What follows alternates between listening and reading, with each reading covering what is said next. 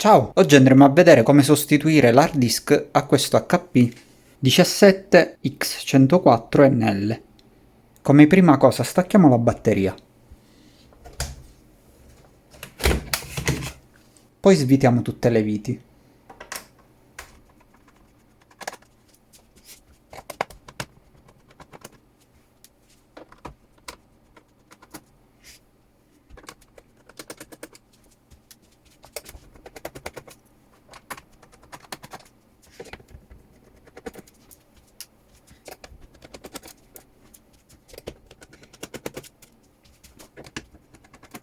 Bisogna svitare anche queste due viti nascoste.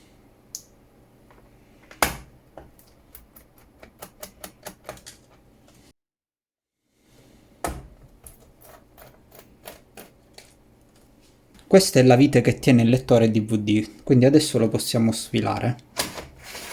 E anche queste due viti nascoste sotto i gommini.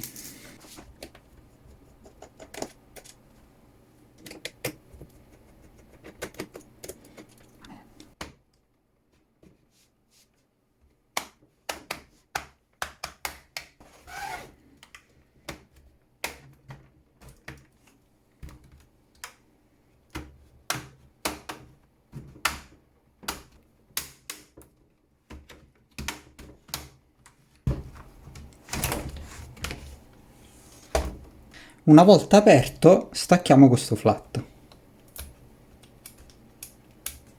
e scolliamolo.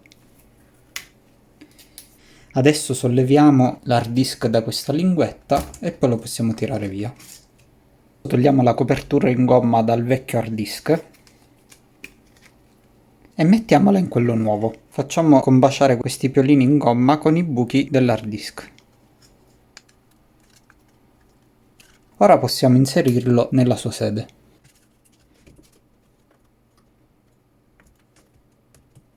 Ricolleghiamo il flat e richiudiamo il computer.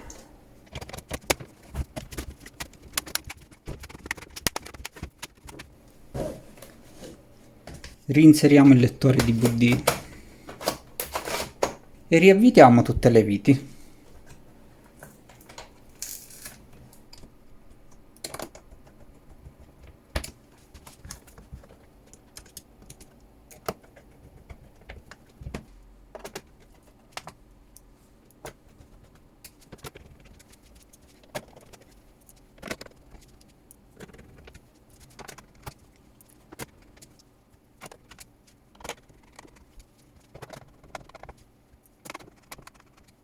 Reinseriamo la batteria e abbiamo finito.